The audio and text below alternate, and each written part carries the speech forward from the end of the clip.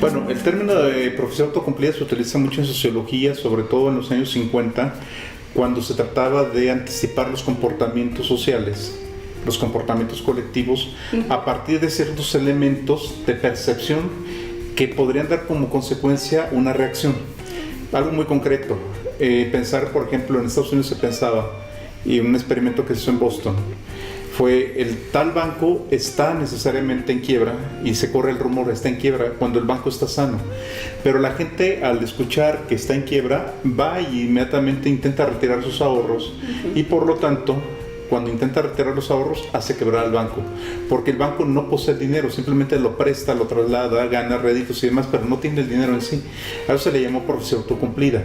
En el caso de las enfermedades se le llamó profecía autocumplida en términos de que alguien, por el simple hecho de diagnóstico, sea médico o sea de sentido común, se iba a comportar de tal manera.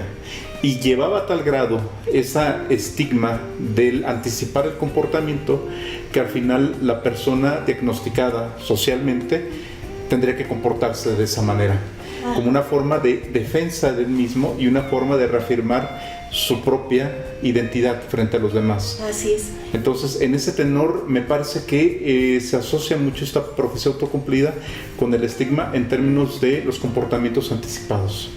Así es. Y cómo se internaliza, ¿no? Al final, lo que se dice de la persona que padece algún tipo de trastorno mental, al final termina por hacerse real, ¿no? Esto, como que ellos lo admiten y se comportan en consecuencia como tal, es lo que sucede. Así es. Bueno, este proceso se vive también en la parte individual, es un mecanismo de defensa que, bueno, a lo mejor no vamos a entrar a fondo de todos los mecanismos de defensa, pero uno de los mecanismos primarios que utilizamos todos y se denomina identificación proyectiva, muchas veces hace que la persona proyecte en alguien más su temor o algo que hay en sí mismo. En el caso del trastorno bipolar, por ejemplo, la familia podría proyectar en la persona que tiene trastorno bipolar, en su familiar, una serie de situaciones negativas que a lo mejor posee él mismo o posee en general la familia, son problemas de la familia. Pero entonces le está diciendo, tú eres el que tiene el diagnóstico, o tú eres el loco, o tú eres el que está mal, tú eres el inestable, y la persona se siente atacada tantas veces que acaba enfureciéndose y bueno, al reaccionar a esas situaciones que proyectó, que captó y que al final agarró y tiene una reacción específica, pues bueno, está justamente proyectando lo que está actuando, lo que le proyectaron.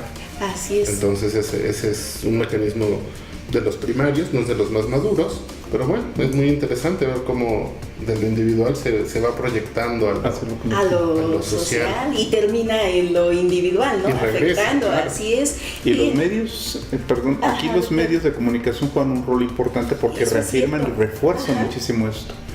Yo recuerdo un actor que fue diagnosticado con un trastorno bipolar, Ari Telch, por ejemplo, que siempre tenía estos episodios y entonces en toda entrevista, cuando no quería contestar, porque simplemente no quería contestar, ya los medios decían, es que tiene un ataque de trastorno bipolar.